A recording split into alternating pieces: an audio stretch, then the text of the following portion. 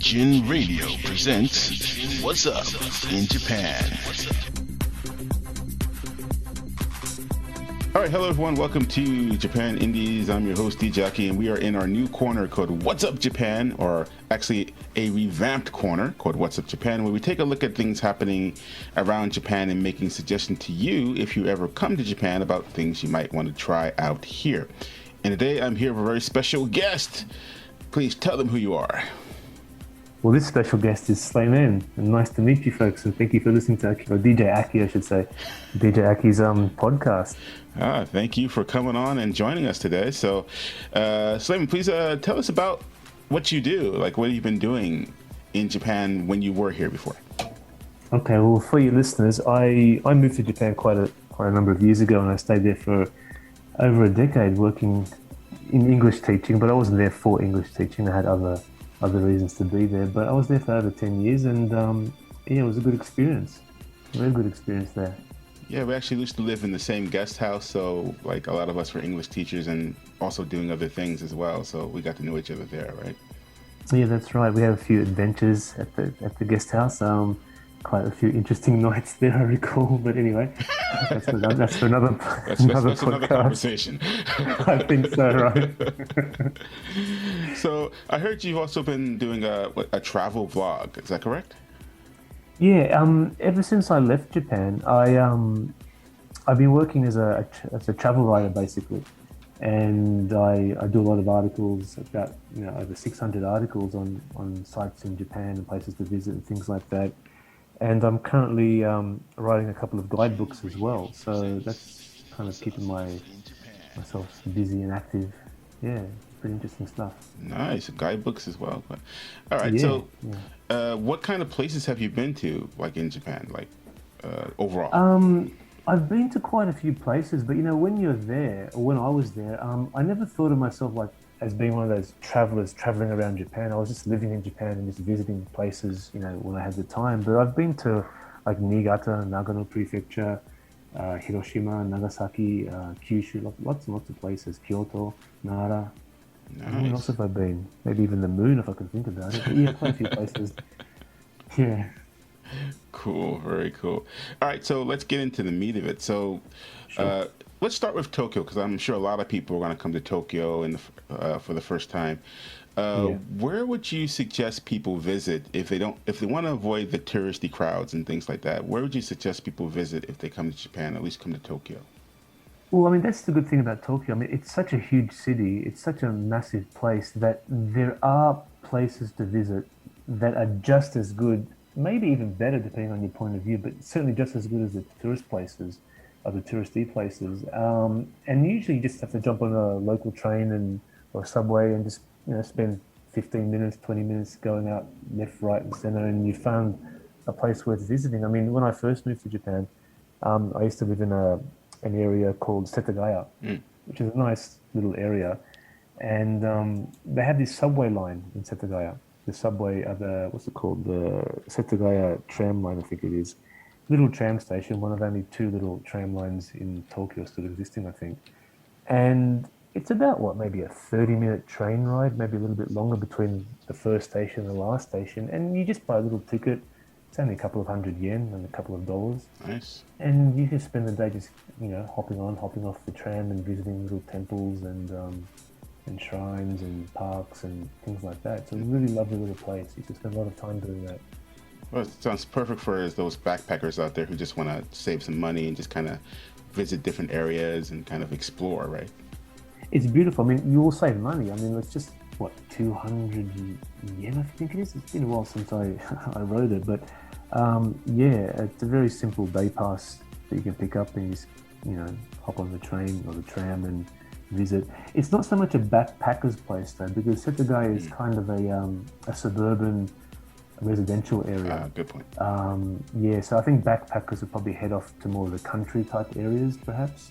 Okay. Maybe in like Western Tokyo. Okay. But yeah, Setagaya is a really nice place to relax and feel a nice little suburban vibe.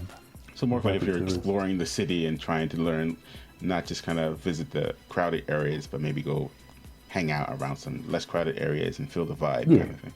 Yeah, very much so. I mean, you just spend time walking around, and you'll walk from a particular station, and a couple of minutes later, you come across this lovely little cafe with like very cutesy designs or very retro kind of designs, and they're very like personal type cafes and places to meet people. And you get basically locals there, and they're quite nice. They're quite nice, and well worth a visit, I think. Sounds nice. Okay, great. Yeah, All good. right, so we've got the folks covered in Tokyo. Maybe they can walk around a little bit, visit those types of places or other places as well. You just Hmm. mentioned like for backpackers, they may want to go more to Western Tokyo. So you have those backpackers out there. Where would you recommend?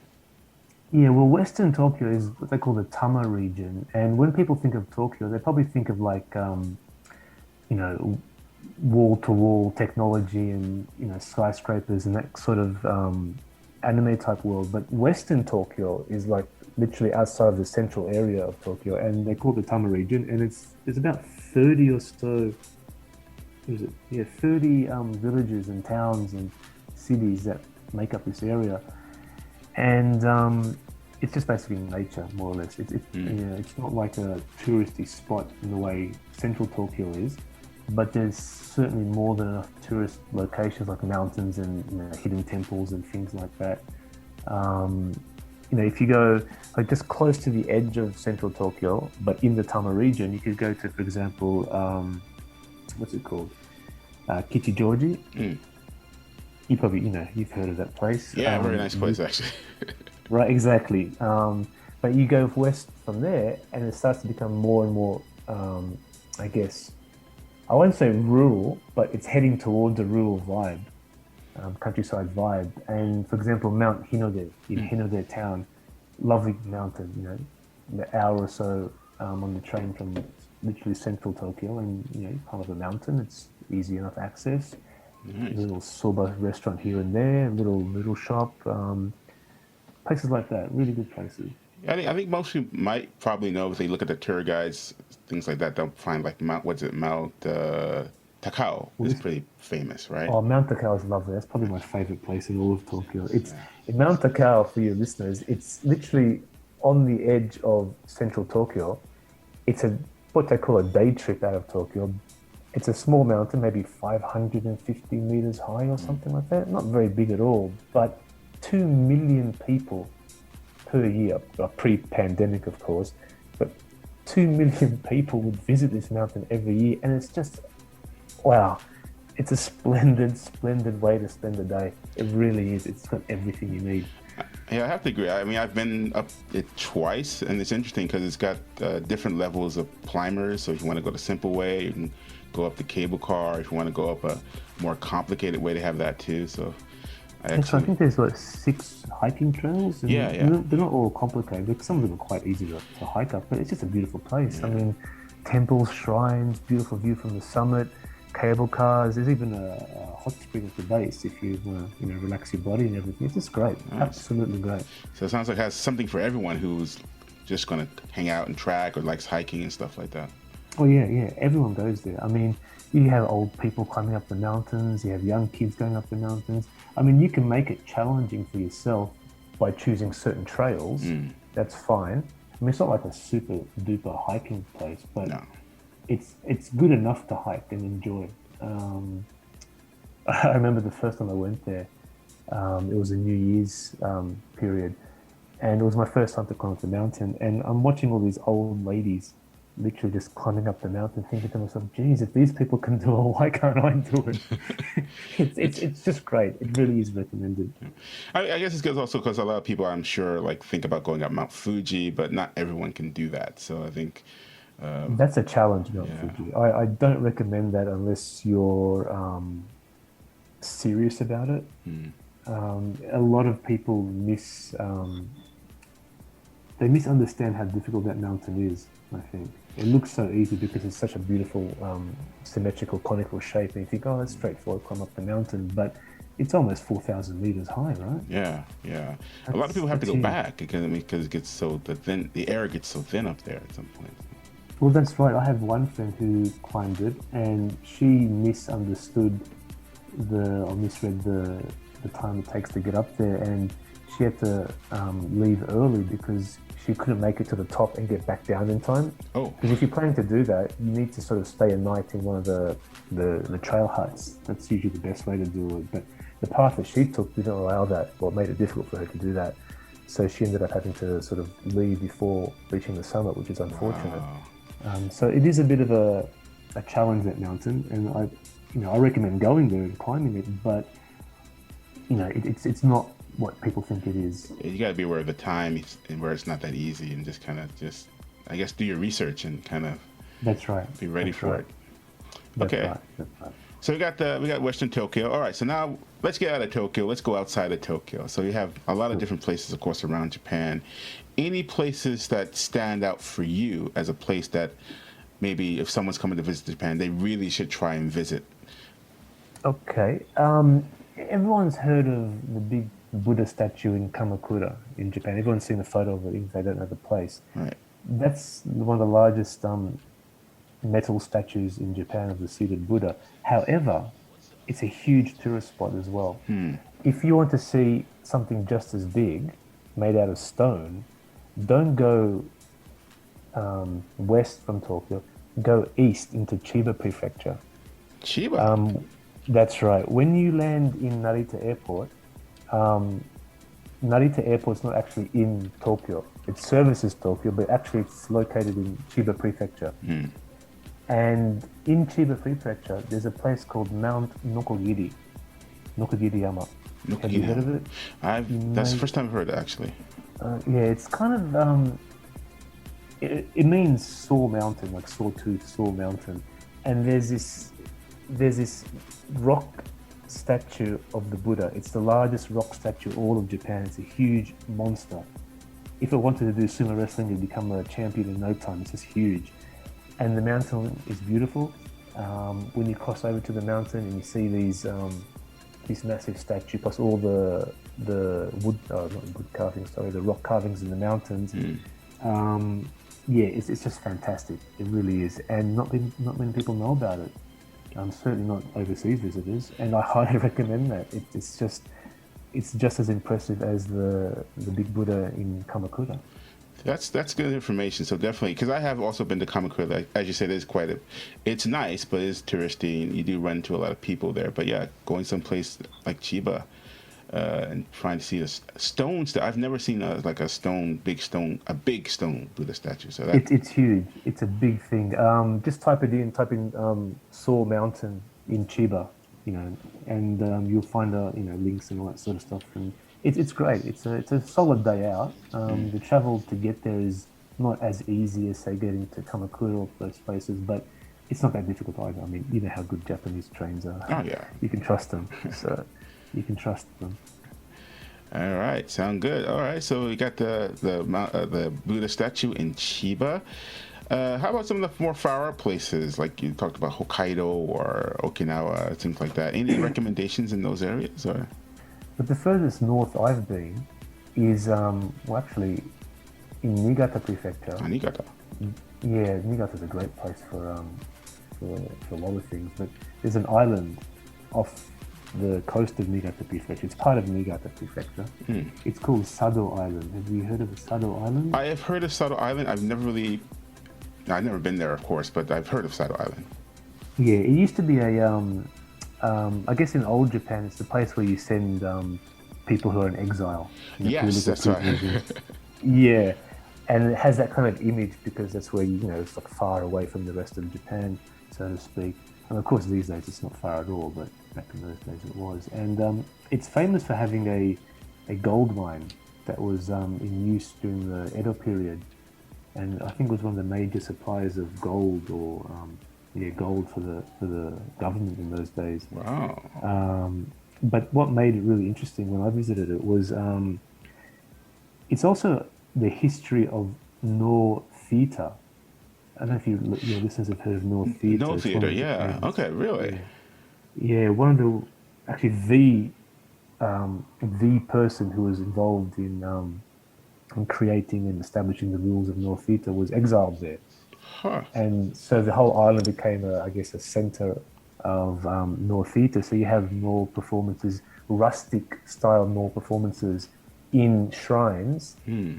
and performing centers, or not performing centers, but performing locations out in the mountains, not in like modern buildings. So you get this really old style feel for classical Japanese theater up there. So it's great. It's really good. Okay, sounds very nice. Okay, so we have a few options out there if you want to check out Niigata area, go to Sado Island. Also learn a little bit about No Theater as well. Okay, It's good sounds. stuff. North Theatre is one of my favorite things. It's really, really something. Yeah, just to give a little bit of background on No Theater. No Theater is a very traditional, very old theater style in Japan, correct? That's right. I think it's technically the oldest continually running form of theatre in the world today. It was established, I think, what, 700 years ago, something like that. Mm. Yeah, it's pretty impressive to look at. Even, I mean, it's one of those things where if you don't have any understanding of Japanese culture, you can still appreciate it because it's just so beautiful to look at. And even Japanese people find it, um, what's the word? It's hard to appreciate if you just base it on, for example, things like language and that, because they use archaic language to express it. But just the beauty of it, Japanese people love it. It's just beautiful to look at. And if you know the language or you can work out the language, it gets even better. But it's really beautiful stuff. Yeah, if you can go visit a No Theater show, I highly recommend it. It's definitely very nice. Just the how they do the music, how they move. Yeah. It's very very different, but very very cool as well. It's very surreal, I'd Yeah. say. Very surreal. It's a surreal kind of art form. But yeah, so Sado Island is famous for that. And so, yeah, Okay. good place. Sounds good. So we've looked at a couple of places. Thank you very much for kind of sharing your insights there. So you actually have an Instagram account and places for people to check out your travel writing, right?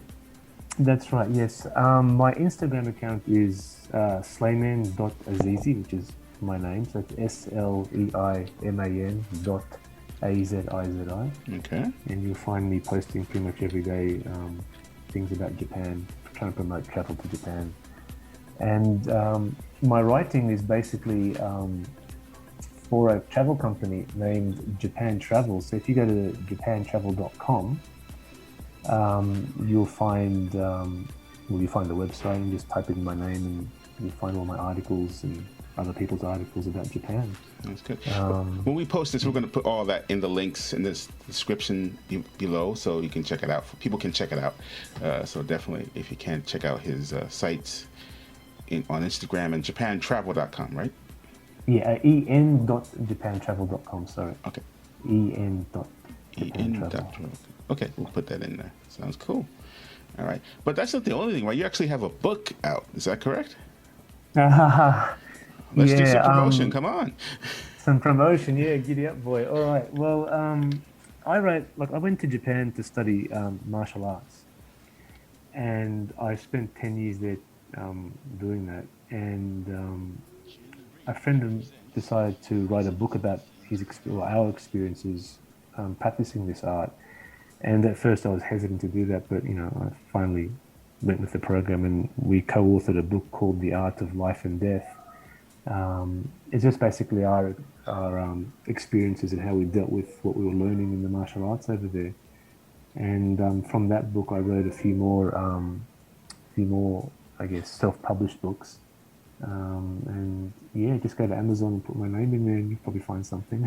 Okay, so people can look up Amazon. The first book was The Art of Life and Death. Yeah, The Art of Life and Death. Okay, so definitely check that out. And of course, the other books that Sleiman has, and definitely should be interesting for everyone to see and learn about stuff as well. Yeah, they're kind of they're interesting, I suppose. Yeah, I tried to write them in a traditional. Well, I was influenced by Japanese literary style, and I tried to use that in my writing technique. So anyway, if people like it, they like it. Good on them. Okay, well, it kind of goes in with the theme, especially going around Japan, learning about Japanese places, also about the culture as well. So I think it all kind of fits together. Hopefully it works. But yeah, Japan's a very interesting place, and if you get a chance to visit, I mean, it's worth visiting. What can I say? All right, sounds good. All right, well, thank you, Sleiman, for joining us today, and I hope everything's going well where you are right now, and hope you get a chance to come back to Japan and talk more about stuff. Well, thank you for having me, Akim, and looking forward to being back there. All right, sounds good. All right, you take it easy now. You take care, man. Take care. All right. Looking for something different? Then take a listen to Indies music from Japan on JIN Radio, where you hear cool jazz.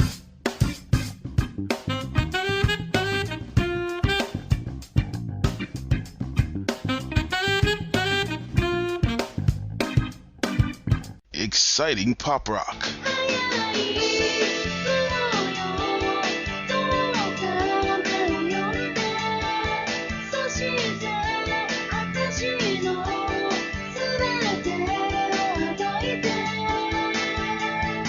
Jumpin' hip hop. Yo 毎年気持ち高ぶるあのヤバい目貫く太陽の光線まばゆくかけるローク中は赤く隠すカモフラージュかぶるニューエラキャップヒア文字ロゴは LA And even sweet, sweet soul. Hey, Mr. Blue.